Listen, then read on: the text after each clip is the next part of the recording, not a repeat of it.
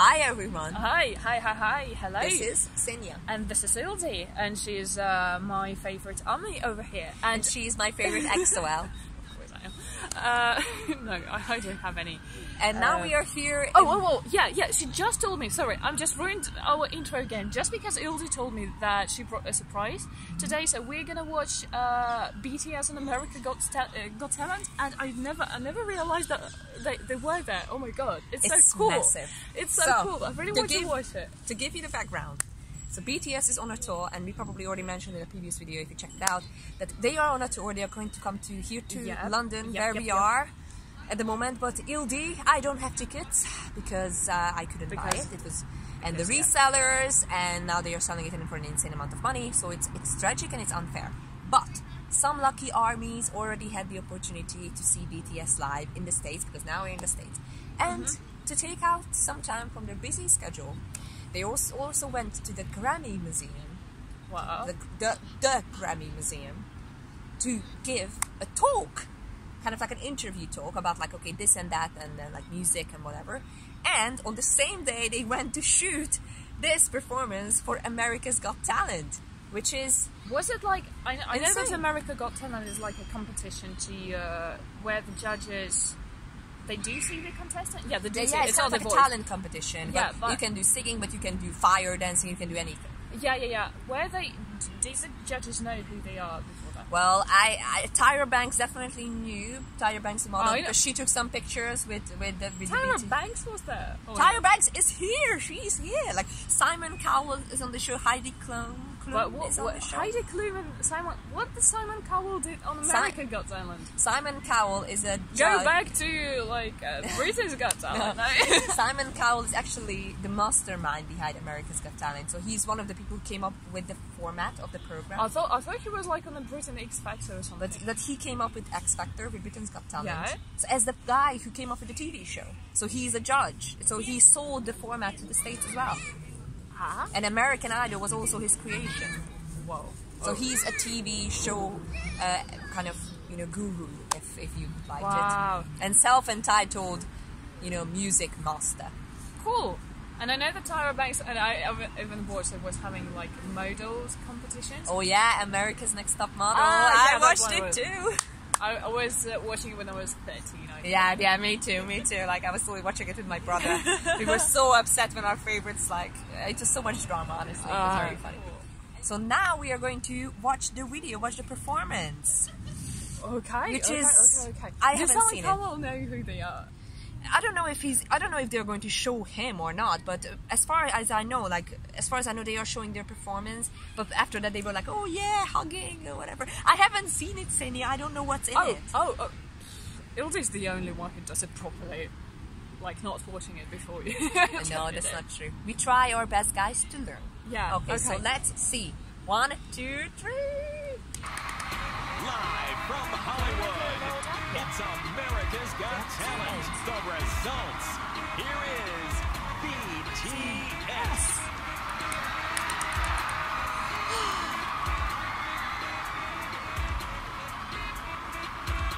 This intro is so long.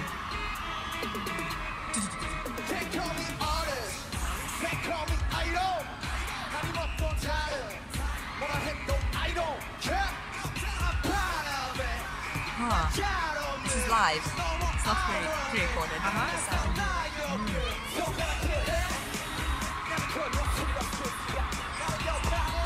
Oh wow. Look what I am.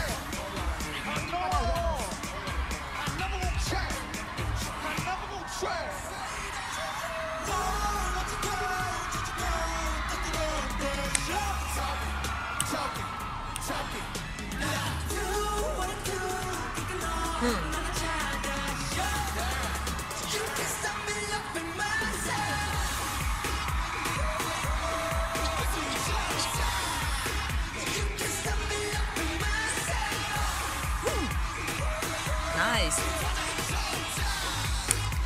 Everyone is the good one.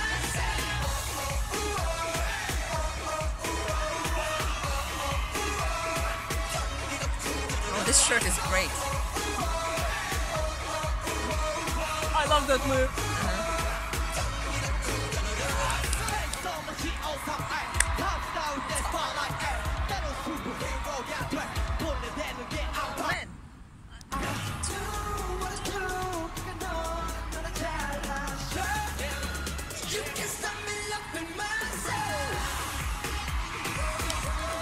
Taeyong in the front.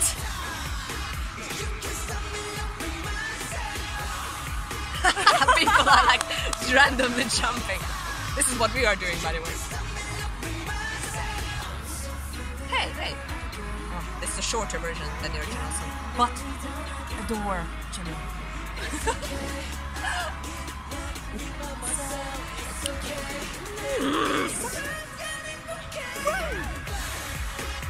Look at this leg move. Wait! Have you seen that? Oh yeah.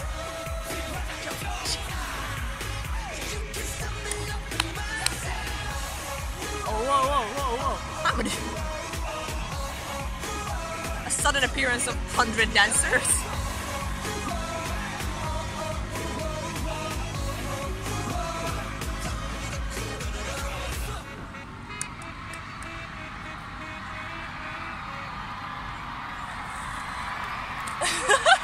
Almost as cool as BTS.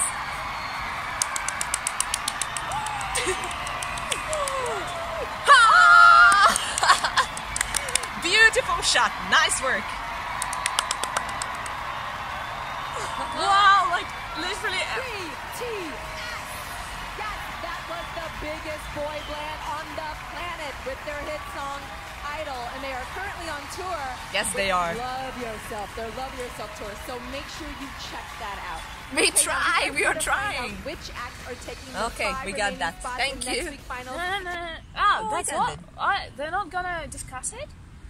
Well, I don't think they are just performing as like the end of the show before the results come out for the actual contestants. I don't think they're going to discuss it. I wanted to hear what Simon Cowell was saying about it. And like, Well, I don't know if he's saying anything, but as far as we know, Simon Cowell, I'm pretty sure he's going to take responsibility for K-pop as well, because I'm sure he will say something like, "I knew it already," or something like that. Like he's just that type of person.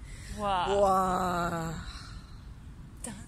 One thing, but guys, I'm gonna give credit and I'm gonna direct you, not necessarily away from our video yet, but if you want to know what Idol is about, I will link Daiki TV's explained video below, because they explain the lyrics so well. These are two Korean guys who run a really good channel on, like, you know, different Korean pop culture aspects and like life in Seoul, whatever, and they have an amazing video on explaining exactly what are the, you know, the traditional Korean costumes, what do they mean. So when they are saying, like, you know, toke, that means toke, that means a rabbit, and the rabbit in the moon in the video, and that also has like a Korean traditional story behind it. So if you want to know what Idol is about, let's check out their video, because they are that's amazing. So cool. So they I think, didn't know about the channel.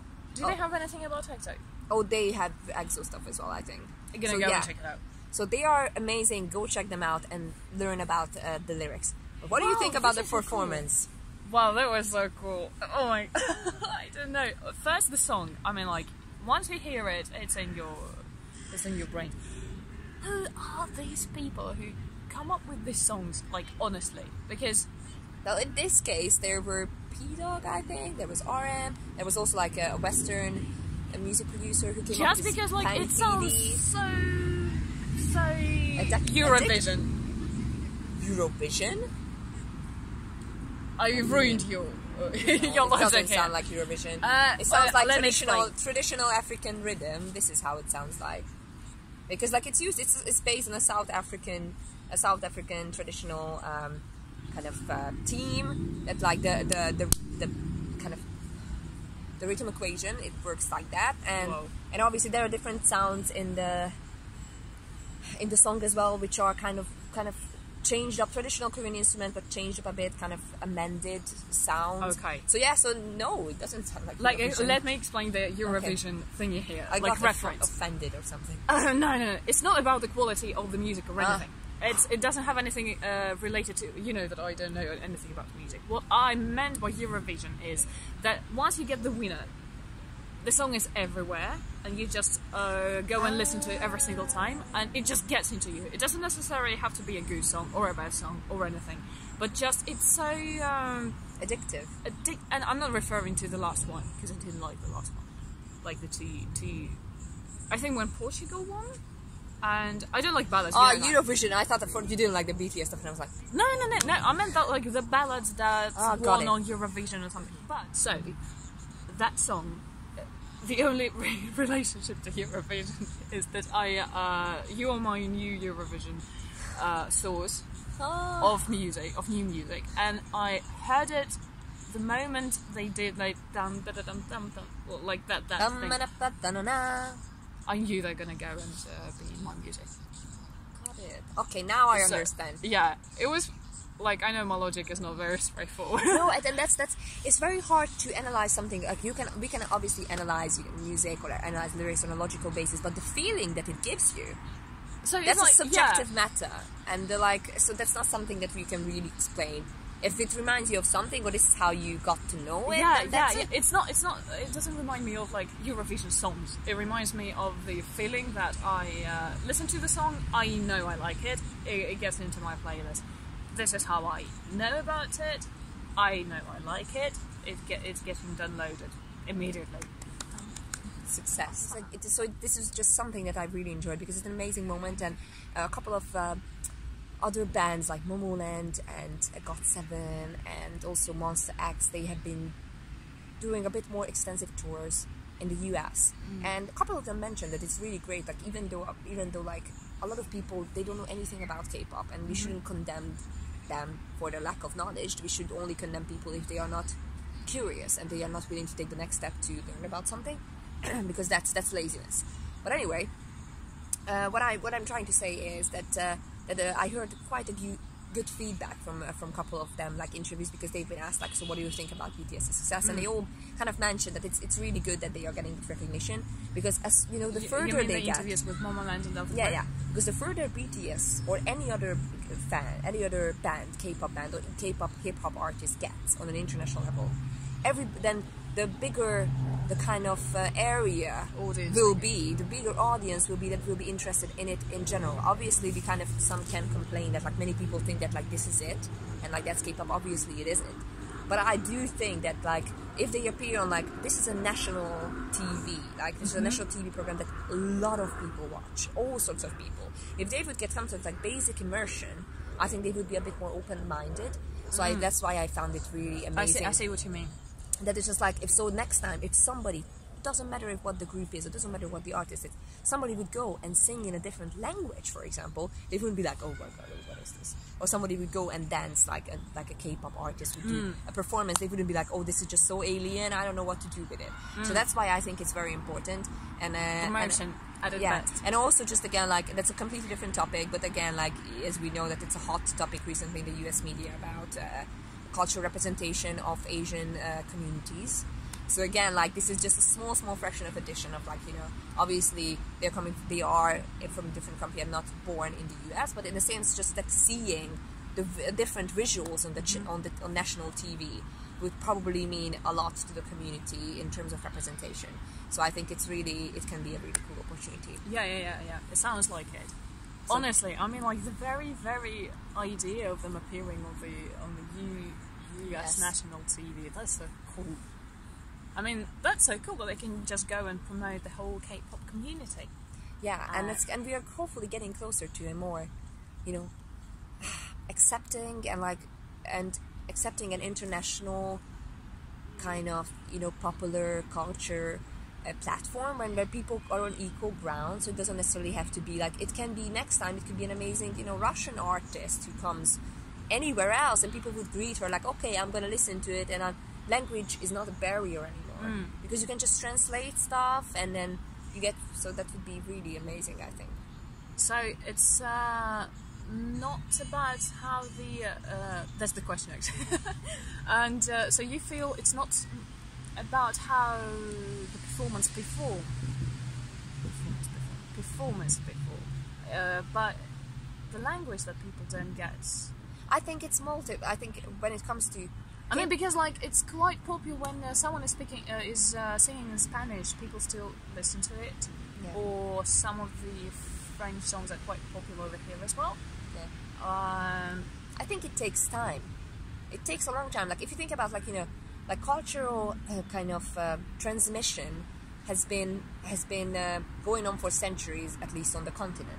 So you would have that, like, Russian songs or French songs, or even like 20th century especially, but much earlier. Like if you just think about like the history of Christianity or whatever, like the stuff that been translated from German, or like the songs that you would sing in like a random Protestant church are usually like translated from French or da. So like there's the cultural language transmission is definitely there.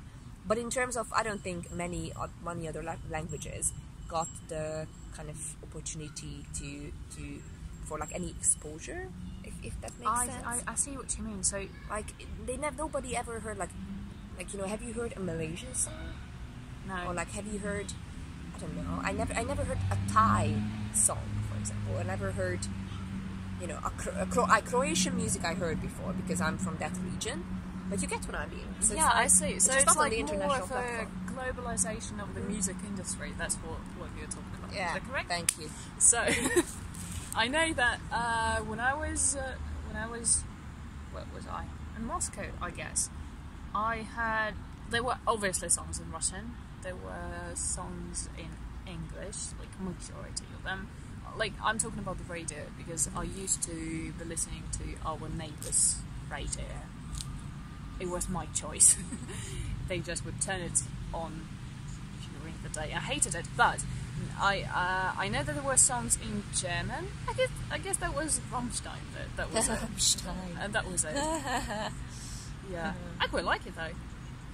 Well, I was learning German, so I did understand what they were singing about. Not everything though, but quite a lot. And that's it. No, a little bit of Spanish and French. And Italian, and that's it. We didn't really have anything like. That is already a lot of languages. So okay, like it was 80% in English, like 19%, like the rest was Russian, and like only 1% all the other languages combined. So I see what you mean. So we might be losing an opportunity of listening to really good music just because we don't have access to it. So it sounds like a good. Well, actually, it sounds like a good idea to create like a platform of music from all over the world, and that's so that why I you love could just Spotify go and YouTube. Select. That's why it's amazing social media. Like you could just go and select a music that you like. Country or like a language. No. That's not what I mean. So let's say you have the equal representation of songs in all languages, and then you can just go and shuffle so that you would only get the music genre that you like, but you cannot select the language. That sounds really amazing. I like that idea a lot. I think because I personally I really enjoy Chinese R&B as well. There are some cool stuff coming out. I like Tao. You like Tao? Who doesn't like Tao?